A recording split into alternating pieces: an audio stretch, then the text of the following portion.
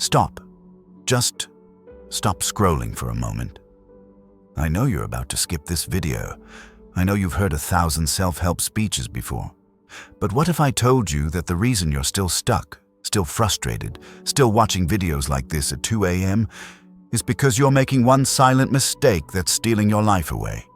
And the worst part? Everyone around you is making the same mistake, so you think it's normal. Have you ever noticed that the more you talk about others, the more your own life stays frozen in place? And when you go silent, when you truly step back, there's this strange power that starts building inside you. This video might be the most important decision you make today. We live in a world where everyone is busy commenting on everyone else. Every social media post, every status update, we feel this urge to share our opinion. Criticizing others, gossiping about their lives, judging their choices. It's become our default mode. We're so busy looking outward that we've forgotten to look inward. We've become spectators of other people's lives while our own dreams collect dust. The ancient Stoics understood something profound. The person who focuses on themselves never becomes poor. The person who constantly looks at others never finds peace. Marcus Aurelius wrote, "You have power over your mind, not outside events. Realize this, and you will find strength." Think about that. Real power isn't in controlling others or even knowing about others. It's in mastering yourself. Let me ask you something, and I want you to be honest with yourself. Did you wake up this morning thinking about your own goals? Or did you immediately grab your phone to see what everyone else is doing? Are you working on your dreams? Or are you talking about other people's lives? Here's the brutal truth. Every minute you spend focused on others is a minute stolen from your own potential. Every conversation about someone else is energy you're not investing in yourself. But here's what happens when you master the power of silence and focus only on yourself.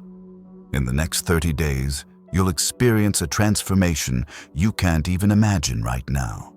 Your mental clarity will sharpen, your productivity will double, your anxiety will decrease.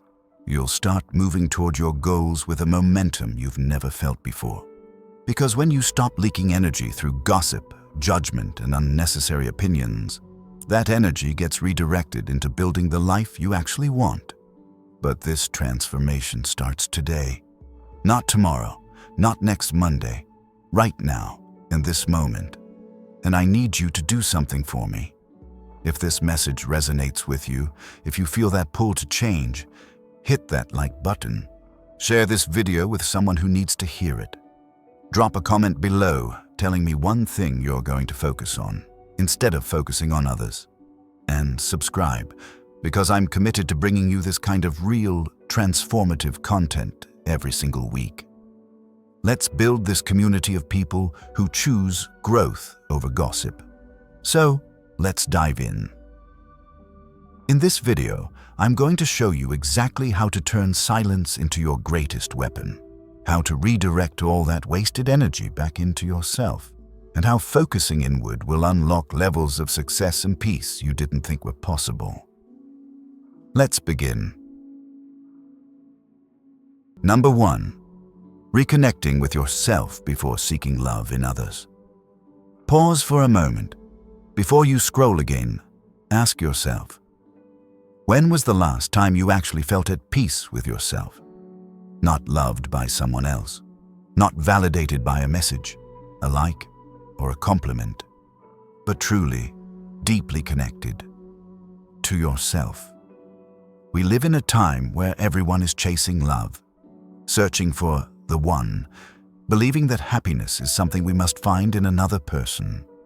Social media tells us that being single means being incomplete, that being chosen means being worthy. But have you ever noticed, even people in relationships still feel empty, anxious, unseen? That's because no amount of external love can fill an internal void. You can't build real love on a broken connection with yourself. Until you learn to love the person in the mirror, every relationship will feel like running on empty. The Stoics understood this long before us. Marcus Aurelius wrote, "Nowhere can man find a quieter or more untroubled retreat than in his own soul." That wasn't just poetic.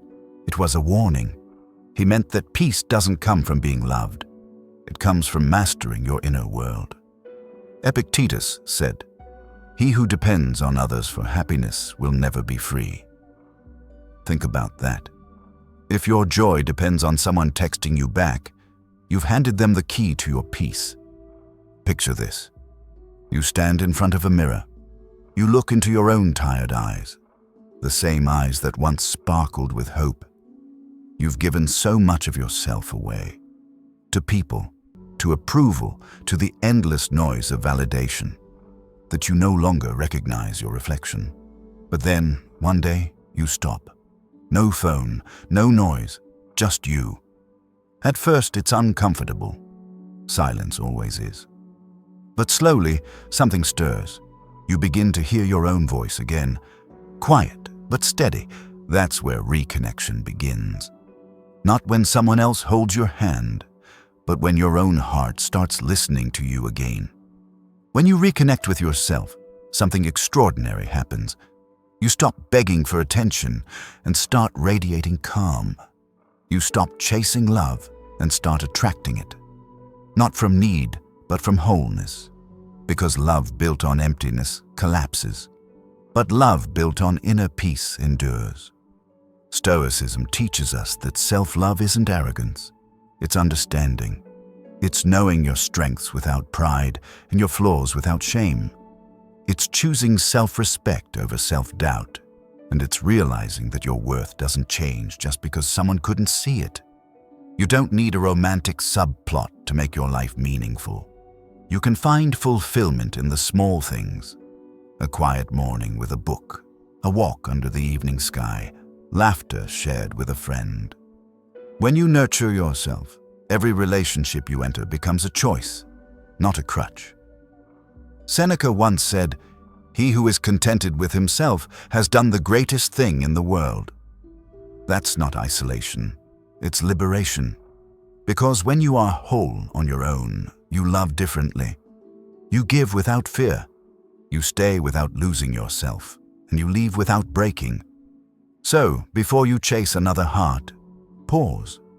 Before you try to be loved, learn to be loved. Reconnect with yourself first, because the one who is at peace with their own soul becomes unshakable in every storm. If this message spoke to you, tell me in the comments. What's one way you'll reconnect with yourself this week? Like this video if it resonated with you. And don't forget to subscribe, not for motivation, but for transformation. Because real love doesn't begin with finding someone else. It begins the moment you find yourself again. Number 2, finding serenity in the silence of your own company. When was the last time you sat alone, truly alone, without reaching for your phone, without music, without distractions? Just you and the sound of your own breath.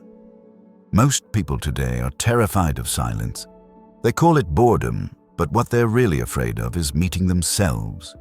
Because when everything goes quiet, all the noise you've been running from finally starts to speak. But here's the paradox. The silence you fear the most is the exact place where your peace lives. We fill our days with noise, constant scrolling, endless notifications, people's opinions echoing in our heads. And yet, when night falls, when the world goes quiet, there's a strange emptiness we can't explain. That emptiness isn't loneliness. It's your soul asking for your attention. Marcus Aurelius once wrote, "People look for retreats for themselves, in the country, by the sea, in the mountains. Yet you can find retreat at any moment by turning inward." He's reminding you. Peace isn't found in the distance you travel, but in the depth of your presence. Silence is not a void, it's a mirror. It reflects who you are beneath the noise, beneath the roles, beneath the expectations. Think about it. When was the last time you actually listened to your own thoughts without judging them? When you sit in solitude long enough, the chaos inside begins to settle. You start to see things clearly. What you want, what you need, what truly matters. Epictetus taught that the mind, when left undisturbed, naturally finds order. But most of us never give it the chance. We escape discomfort with distraction, and in doing so, we escape ourselves. Here's the truth. Learning to enjoy your own company is one of the highest forms of freedom. Because once you're at peace alone, no one can control your sense of worth. You stop chasing attention. You stop fearing solitude. You stop mistaking being alone for being unloved. Imagine this. You wake up early, before the world stirs. You make tea, sit quietly by the window, and breathe.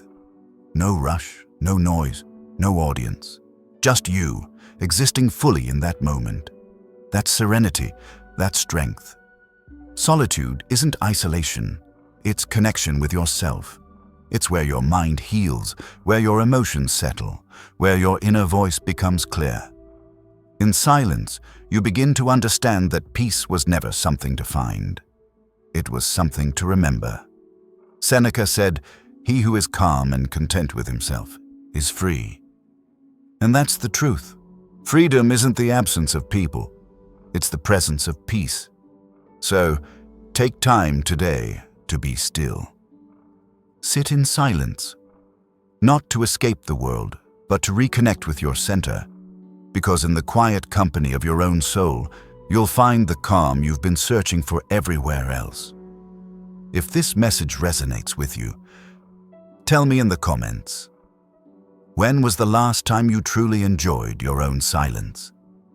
Like this video, share it with someone who needs a moment of calm, because serenity isn't out there. It's waiting for you, right here, in the silence of your own company. Number 3, becoming unbreakable by depending on your own strength. When life tests you, not softly but brutally, what do you rely on? People, circumstances, luck, or the strength that lives quietly within you? Most people think strength means never breaking down. But true strength, Stoic strength, is something deeper. It's not about being hard. It's about being unshakable. You see, we live in a world where dependence is disguised as love, comfort, and convenience. We lean on others to validate us, on situations to motivate us, and on comfort to protect us. But the moment those things are taken away, we crumble. Epictetus said, "No man is free who is not master of himself." He didn't mean isolation. He meant inner power. The kind that can't be taken from you no matter how loud the storm gets. Think about the strongest people you know. They've faced heartbreak, loss, rejection, failure. Yet they move forward with quiet conviction. It's not because life spared them pain. It's because they stopped expecting someone else to carry their weight. You can't become unbreakable by being protected. You become unbreakable by being tested. By standing when every reason tells you to fall. By trusting that your own strength is enough, even when it trembles. Marcus Aurelius faced betrayal, illness, and war. Yet he wrote, "The impediment to action advances action. What stands in the way becomes the way." That's the Stoic secret. Obstacles don't weaken you. They forge you. Every challenge is a sculptor's chisel, shaping you into something stronger, calmer, and wiser. Picture this. You lose something. Maybe a relationship, a job, or a dream. At first, you collapse. You question your worth, but slowly you begin to stand. Not because someone lifts you, but because your spirit refuses to stay down. That's when you realize your strength was never gone. It was waiting to be called upon. The Stoics believed that everything external is unstable. People change, fortunes shift, health fades. So they built their foundation on what cannot be taken away: their character, their will, their reason. When you depend on your own strength, you stop begging life to be easier. You become tougher. You stop fearing failure because you've already learned how to rise. You stop chasing control because you've mastered yourself. Seneca once wrote, "Difficulties strengthen the mind as labor does the body." And that's your truth. Every hardship is a hidden training ground for resilience. So, stop waiting for rescue. Stop waiting for someone to understand your pain before you choose to rise. You already have everything you need inside. The world can take almost anything from you, but not your discipline, your courage, your will to stand again. Becoming unbreakable isn't about never falling.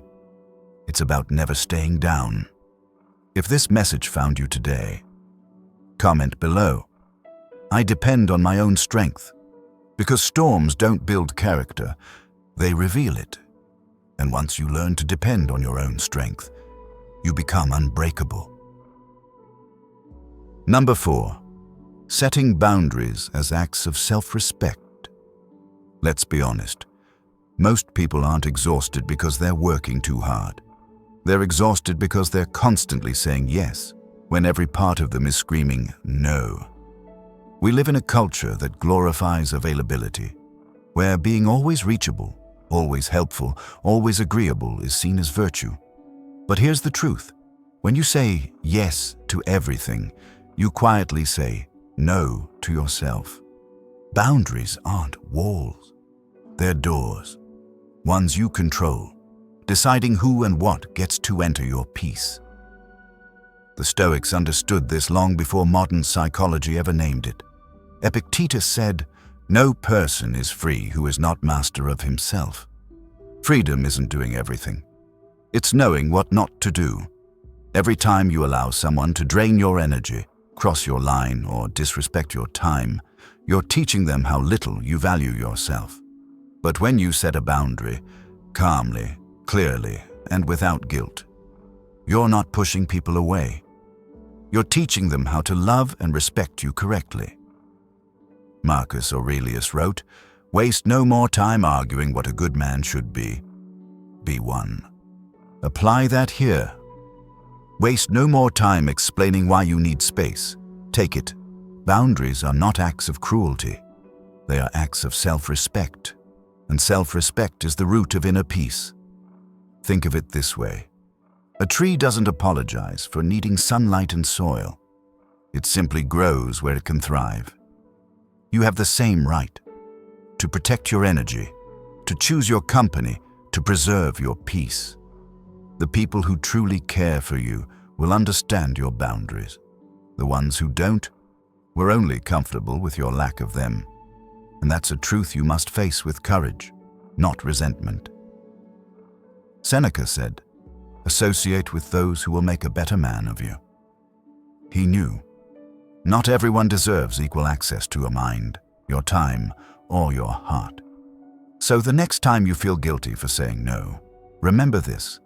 Every no to something unaligned is a yes to something sacred. Your peace, your focus, your growth. Setting boundaries doesn't make you selfish. It makes you sovereign, the ruler of your own life, the guardian of your own time, the protector of your own spirit. Start small. Turn off one notification that distracts you. Say no to one obligation that drains you. Take 1 hour each day that belongs entirely to you. Over time, you'll realize boundaries don't limit your life. They liberate it. Because when you respect your own limits, others learn to do the same. And in that respect, peace is born. If this message speaks to you, comment below. My boundaries protect my peace. Because real respect doesn't come from others. It begins with how deeply you respect yourself. Number 5, nourishing the mind, body, and soul in harmony. In the rush of modern life, it's easy to forget one simple truth. You're not just a body, or just a mind, or just a spirit. You are all three, and neglecting any part of yourself creates imbalance, stress, and unrest. The Stoics knew this intuitively. Marcus Aurelius wrote, The soul becomes dyed with the color of its thoughts. Your mind, your body, and your soul are deeply connected. Feed one poorly, and the others suffer. Let's start with the mind. Every thought you allow to take root affects your perception of reality. Worry, self-doubt, anger. These are mental toxins. Reading, reflecting, practicing gratitude, and learning from challenges are mental nutrients. A mind nourished becomes resilient, calm, and clear. Now, the body. Epictetus said, "It is not what happens to you, but how you react that matters." Your reactions are fueled by your body's energy. Sleep, movement, wholesome food, and mindful breathing are not luxuries. They are necessities. Neglect your body, and your mind will falter. Nurture it, and your will grows stronger. And the soul, the deepest part of your being. Stoicism teaches that the soul thrives on virtue, purpose, and connection to nature. Acts of kindness, moments of silence, reflection on your values, these are the soul's nourishment. When you feed your soul, every challenge becomes an opportunity to act with integrity, patience, and courage. The real magic happens when all three, mind, body, and soul, are nourished in harmony. You wake up not just functional, but alive. Your thoughts are clear, your energy is steady, your heart is open. You no longer react impulsively to life's chaos. You respond from strength, wisdom, and calm.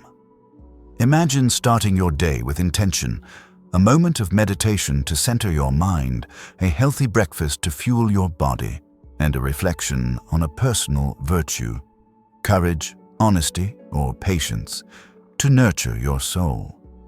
These small, consistent acts accumulate. Over time, they form a fortress within you, a resilience that no external circumstance can shake. You become like the Stoic oak tree, grounded, balanced, and strong, able to weather storms without losing your center. Remember, nourishing yourself is not selfish. It is a necessary act of stewardship of the only life you are guaranteed to live. By caring for your mind, body, and soul, you honor yourself and the people and world you interact with. So today, ask yourself, what thought, action, or habit will feed me?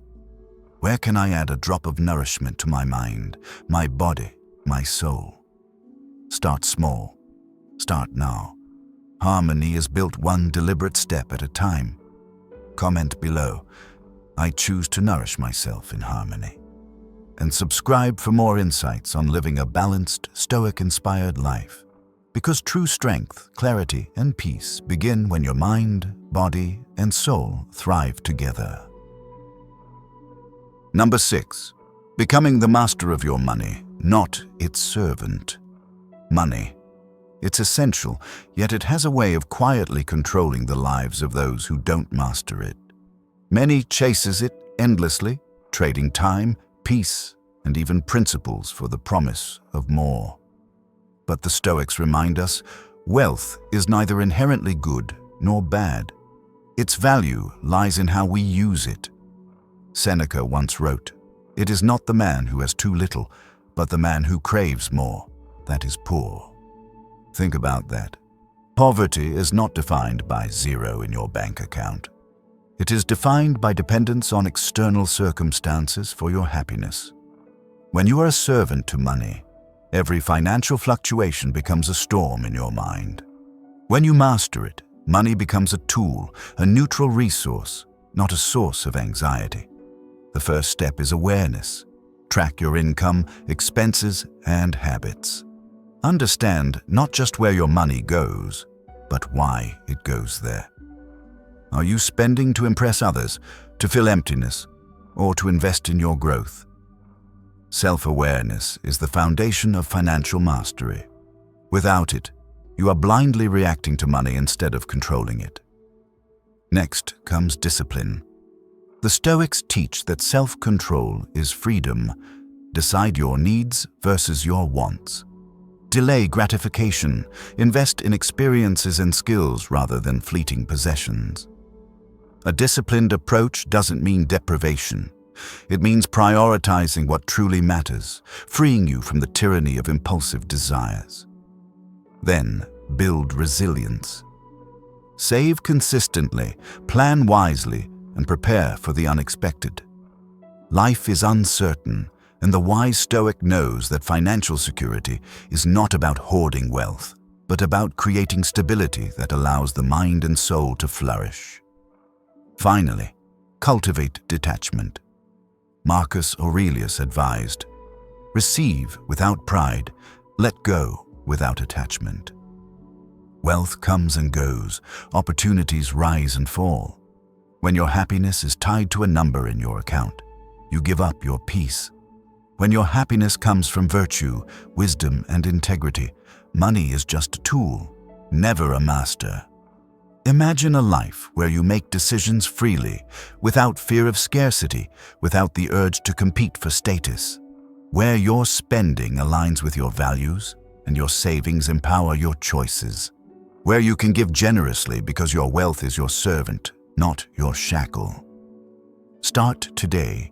Review your finances, identify where money controls you, and take back that control. Even small steps, a budget, a saving plan, a mindful purchase, accumulate into freedom. Financial mastery is not measured by millions, but by the calm, confident way you navigate life without letting money dictate your happiness. Comment below. I choose to master my money, not serve it. Because true freedom begins when you control money, and not the other way around. Number 7, holding grace and composure in every relationship. Relationships can be messy. Friends, family, colleagues, or partners. Each brings joy, but also challenges, misunderstandings, and conflicts. In a world full of noise, opinions, and constant judgment, maintaining dignity and composure is more important than ever. The Stoics believe that your inner character, not external circumstances, defines your peace. Marcus Aurelius wrote, "Choose not to be harmed, and you won't feel harmed. Don't feel harmed, and you haven't been." Applied to relationships, this means you cannot control others' words, actions, or emotions. You can only control how you respond. Grace under pressure is not weakness. It is strength. Step 1. Cultivate self-awareness. Notice your triggers. What makes you reactive? What words or behaviors from others disturb your calm? Once you recognize these, you can respond thoughtfully rather than impulsively. Composure begins with awareness. Without it, every disagreement becomes a storm that drags you away from your center. Step 2. Practice empathy without attachment. Understand where others are coming from, their fears, frustrations, and limitations. But remember, understanding is not the same as surrendering your boundaries. Stoicism teaches that you can relate without losing yourself. You can care without being consumed, listen without being led, and respect without compromising your principles. Step 3. Lead with calm action, not words alone. It's easy to react with anger, blame, or defensiveness. It takes strength to pause, breathe, and respond with clarity. Silence, measured words, and consistent behavior communicate more than emotional outbursts ever could.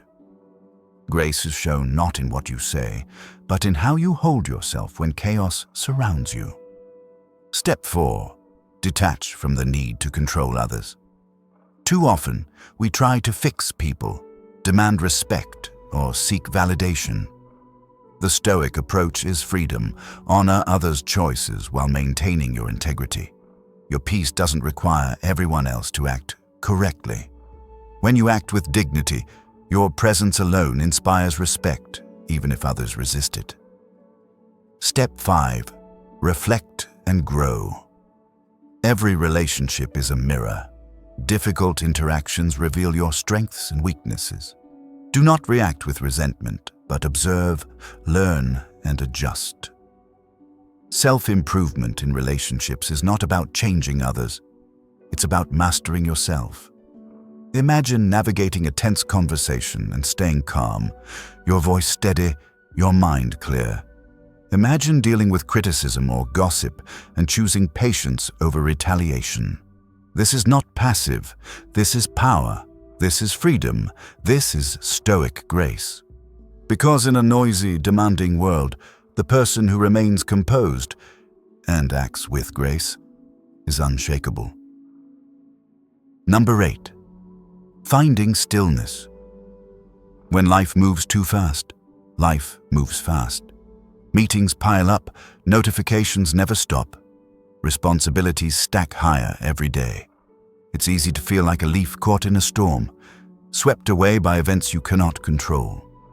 The Stoics remind us, stillness is not found by changing the world, but by mastering your mind. Marcus Aurelius wrote, "Nowhere can man find a quieter or more untroubled retreat than in his own soul." The truth is, chaos is inevitable. Traffic jams, missed deadlines, difficult people. These are outside your control. But your mind, that is yours to govern. Stillness comes when you stop letting external events dictate your inner state. Step 1. Pause intentionally. Before you check your phone, before responding to an email or reacting to stress, take a breath. Even 5 seconds of conscious awareness can create a space between stimulus and response. In that space, choice exists. You can choose calm instead of chaos. Step 2. Focus on what truly matters. Ask yourself, will this matter in a week, a month, a year? Much of the daily noise, petty arguments, fleeting frustrations, superficial worries will not. By identifying what is truly important, you allow your mind to settle on the essential. Step 3. Practice mindful presence. When walking, eating, or listening, be fully there. The Stoics believed in living each moment deliberately. Don't let your mind chase yesterday's regrets or tomorrow's anxieties. Anchor yourself in the now. This is the foundation of stillness. Conscious engagement with life without being dragged by it. Step 4. Internalize control. You cannot control the storm outside, but you can control your reaction. Epictetus wrote, "It's not what happens to you, but how you react that matters." Even in the busiest, loudest, most demanding environments, you can choose composure. Your inner peace is portable. It cannot be stolen unless you hand it over. Step 5. Embrace reflection and solitude. Daily moments of quiet, a short meditation, journalism, or simply observing nature, are not indulgences. They are essential practices for maintaining mental clarity. In these pauses, the mind resets, stress dissolves, and perspective returns. Imagine a day where, instead of reacting, you respond, where you move with intention rather than being pushed by every distraction. This is the power of stillness. Comment below. I choose stillness amidst the chaos. Like if you're ready to reclaim your calm in a fast-moving world. Share this with someone overwhelmed by life's pace. And subscribe for more Stoic strategies to find peace not by avoiding life, but by mastering your mind amidst it. Because life will always move fast, but your peace doesn't have to chase it. When you find stillness within, the storm outside becomes powerless. Number 9. Choosing quiet execution over empty words. We live in a world obsessed with talking. Social media is full of declarations, promises, and plans. Yet how often do they materialize? Words are easy, action is hard. The Stoics teach us a timeless lesson. Results matter more than noise. Marcus Aurelius said, "Waste no more time arguing about what a good man should be. Be one." This is the essence of quiet execution. Stop announcing what you will do. Start doing it. Actions carry weight. Words often fade into air. Think about your day. How many times do we say, "I'll start tomorrow," or "I plan to change," without moving an inch? These words create an illusion of progress while nothing changes. Empty talk is the enemy of accomplishment. It feels productive, but it steals time and focus from what truly matters. Step 1. Set intentions silently. Decide what must be done. Keep it in your mind or journal, but resist the urge to broadcast it. The act of preparing quietly aligns your thoughts and energy without the distraction of seeking approval or recognition. Step 2. Act immediately.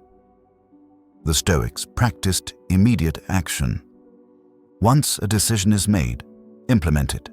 No procrastination, no announcements, just steady, deliberate effort. Even small actions compound over time into significant results. Step 3.